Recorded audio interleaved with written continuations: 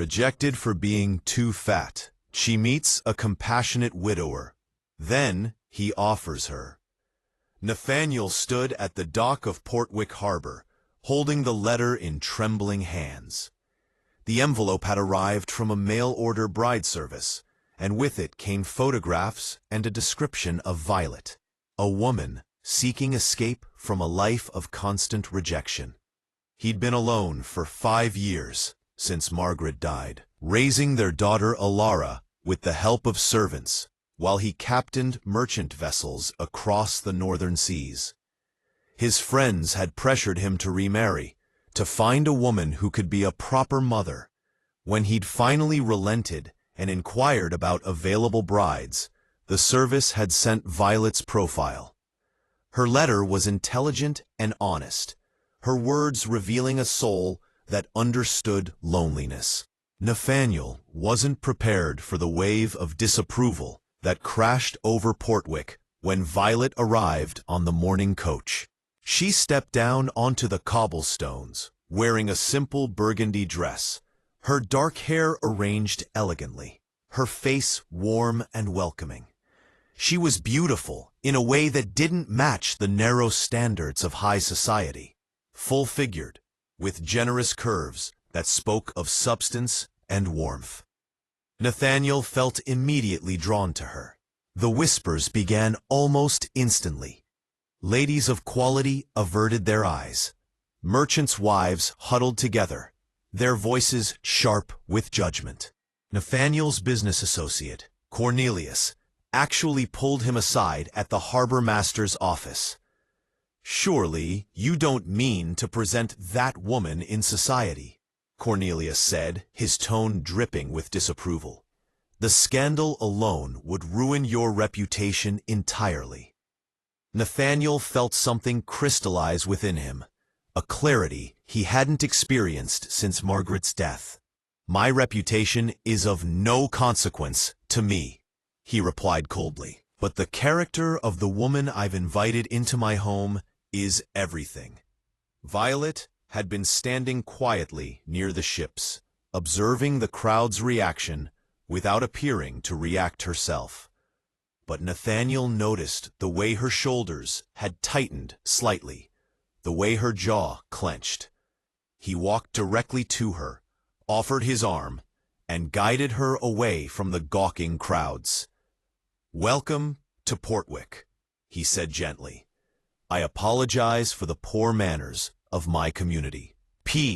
Violet looked up at him, and he saw something flicker across her face. Not gratitude exactly, but a kind of surprised recognition. "You defended me," she said quietly. "I wasn't expecting that." "Then you've known only foolish people," Nathaniel replied. When they reached his estate, a sprawling white house overlooking the water, Alara came running from the gardens. Nathaniel's daughter was 7 years old, with her mother's fair hair and curious nature. She stopped short when she saw Violet, studying her with the unfiltered honesty of childhood. "You're very soft-looking," Alara announced. "And you have nice eyes. They match the color of storms." Violet laughed, a genuine, delighted sound that filled the entrance hall with warmth. "I think I'm going to like it here," she said to Nathaniel, and when their eyes met, he felt something shift in his chest, like a door long sealed beginning to open. 3 months later, the whispers and judgments from Portwick had become unbearable. Despite Nathaniel's efforts to integrate Violet into society, the women rejected her at social events, and the men made crude jokes behind closed doors. Violet bore it all with grace, but Nathaniel could see how it wore on her spirit. One evening, after a particularly cruel gathering where a duchess had openly criticized Violet's appearance, Nathaniel made a decision. "We're leaving," he announced. "Tomorrow morning, we sail northward. We'll explore the uncharted waters, map new territories, and build our own life away from the narrowness of this place. Violet's eyes widened. You would abandon everything for me? I'm abandoning nothing, Nathaniel corrected. I'm choosing something far more valuable. They set sail at dawn with a small, loyal crew and supplies for a months-long expedition. Ilara was thrilled by the adventure, and Violet found her confidence blossoming as soon as they left the harbor. She was an unexpected help on deck, strong and capable, willing to learn the intricacies of sailing. They'd been at sea for 6 weeks when the storm struck without warning. The sky turned black as pitch, and waves rose like mountains of dark glass. The wind screamed through the rigging, and the ship pitched violently. Nathaniel fought to maintain control, while his crew scrambled to secure the sails. Violet emerged from below deck, carrying rope and supplies, her face set with determination. "What can I do?" she shouted over the wind. "Secure Ilara below," Nathaniel called back. "She's already safe with the cook," Violet replied. "Now tell me what you need." Nathaniel found himself shouting instructions as Violet worked beside him and the crew, her strength and fearlessness impressing even the most skeptical sailors. When a rope threatened to snap free near the mast, Violet lunged forward without hesitation, grabbing it and wrapping it around the rail. In that moment, Nathaniel fell completely in love with her. As the storm intensified, Nathaniel pulled Violet into the relative shelter of the captain's cabin. They were thrown against each other as the ship heaved, and suddenly they were pressed together, their breath mingling, their eyes locked. "I love you," Nathaniel said. The words torn from somewhere deep within his soul. "I need you to know that, before we face whatever comes next." Violet's hands found his face, her touch gentle despite the violent storm raging around them. "I love you too," she whispered. Their kiss was desperate and tender, full of all the fear and passion swirling around them. Nathaniel lifted her against the wall, her legs wrapping around him as they surrendered to each other. Their joining was urgent and profound, two people drowning together and choosing to embrace rather than fight. When they climaxed, it felt like the moment the storm's fury began to subside. By dawn, the sea had calmed, and a strange, peaceful quiet settled over the ship. Nathaniel and Violet stood at the helm, hand in hand, watching the sun paint the sky gold and crimson. The crew exchanged knowing glances and knowing smiles. They discovered the island purely by accident, emerging from fog into a sheltered lagoon surrounded by towering cliffs draped in vegetation. The shoreline was pristine, untouched by human hands. As they explored inland, they found ruins, ancient structures carved from stone, partially reclaimed by jungle growth. More remarkably, they found a settlement of people living among these ruins. The inhabitants, led by a woman named Serena, explained that they were all exiles and outcasts from various civilizations. Some had been rejected for physical appearance, others for their beliefs or abilities that didn't conform to societal expectations. The island had become a sanctuary, a place where being different was not just tolerated, but celebrated. Violet was immediately welcomed, and Nathaniel realized this was where she could finally exist without judgment.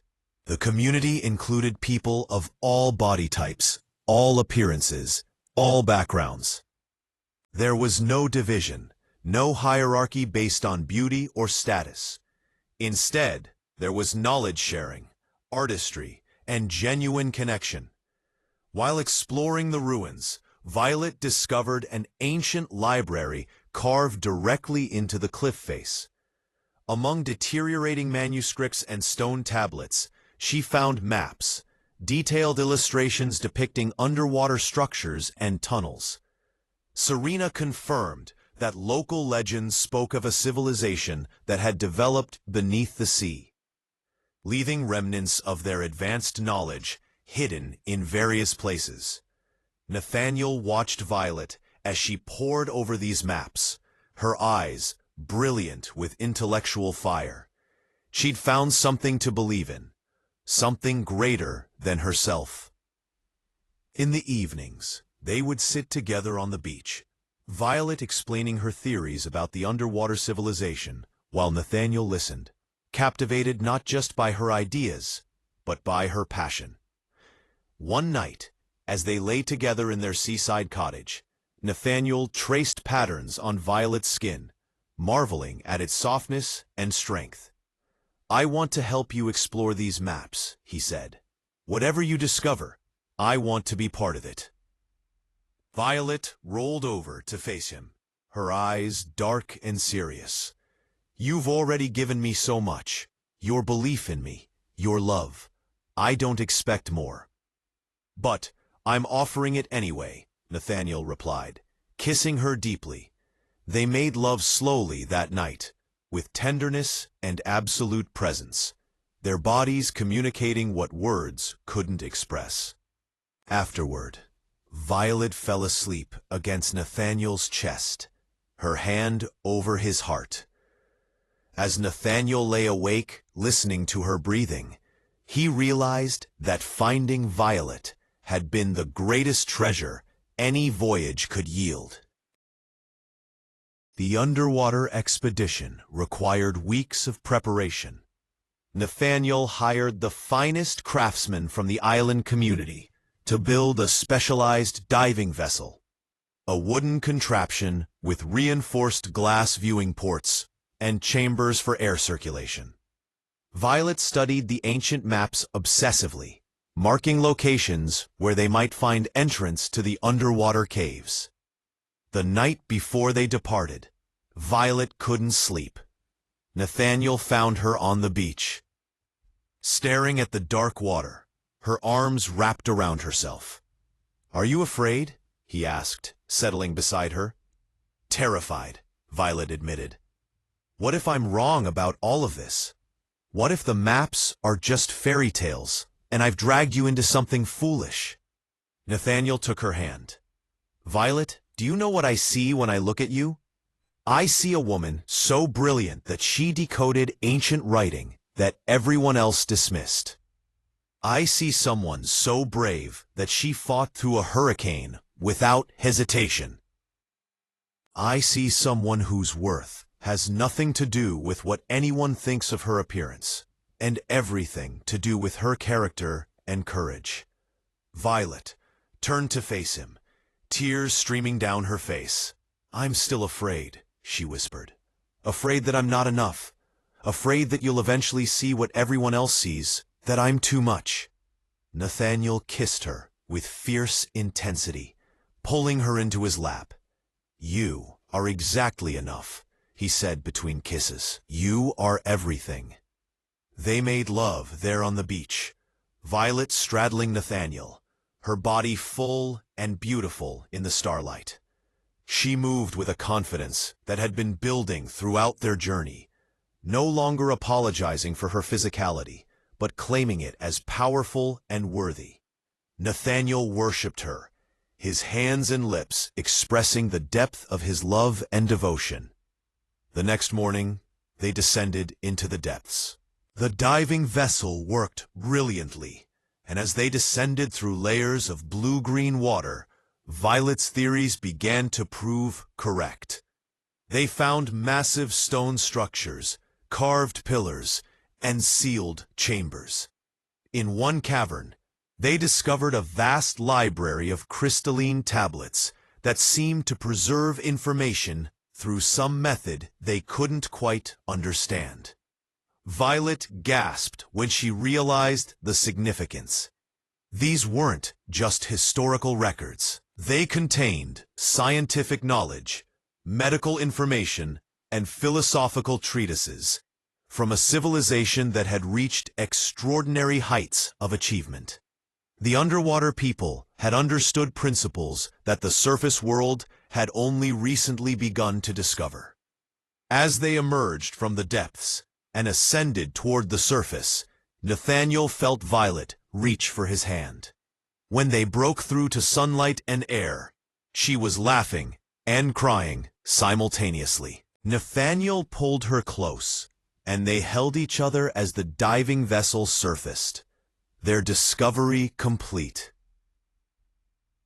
The island transformed over the following 2 years. Nathaniel and Violet established a museum and research center dedicated to the underwater civilization's knowledge. Scholars from across the known world began arriving, drawn by Violet's published papers about the discovery. The island, once a secret haven, became a beacon of intellectual freedom and acceptance. But more importantly, Nathaniel and Violet created something deeper, a true sanctuary for people rejected by society. Alongside the research center, they established a community that welcomed anyone seeking refuge from judgment and cruelty. There was no judgment based on appearance, no hierarchies based on conventional beauty. Instead, people were valued for their talents, their character, and their capacity for kindness. Traveling to distant cities to invite others, women deemed too fat or too thin, too old or too unconventional. Men who didn't fit masculine ideals, children and adults rejected for countless arbitrary reasons. They all found home on this island, where difference was not tolerated, but truly celebrated. Nathaniel and Violet married in a ceremony held in the ancient library, with the community gathered around them. Violet wore a dress of deep emerald silk that hugged her curves beautifully, and Nathaniel looked at her with eyes full of wonder. When they exchanged vows, there wasn't a dry eye present. That night, in their new home overlooking both the island and the sea, Nathaniel and Violet celebrated as husband and wife. Nathaniel undressed Violet slowly, kissing every part of her body, her shoulders, her chest, the soft curve of her belly, her strong thighs. Violet moved above him with absolute confidence, her body a testament to strength and beauty, no longer ashamed, but glorious. They moved together with the rhythm of waves, Nathaniel's hands cradling her, supporting her, cherishing her. Violet's eyes never left his as they made love, and in that connection, they affirmed everything they'd built together. Afterward, they lay entwined, Nathaniel's hand resting on Violet's heart, feeling it beat with the strength and courage that had drawn him to her from the beginning. From their window, they could see lanterns throughout the island community, burning bright in the darkness. Somewhere, rejected people had found acceptance. Somewhere, lonely hearts were discovering belonging. Nathaniel pulled Violet closer, kissing her hair. "We did this," Violet whispered. "We built this together." "No," Nathaniel replied softly. "You did this. I simply had the good sense to love you enough to follow wherever you led." Violet smiled against his chest, and Nathaniel realized that his grief, the wound that had nearly consumed him, had been transformed into purpose. Margaret's death had broken him, but Violet's arrival had rebuilt him into someone stronger, more compassionate, more alive. As they drifted to sleep, Nathaniel was grateful for every hardship, every rejection, every storm, because they had all led him to this moment, to this woman, to this life worth living.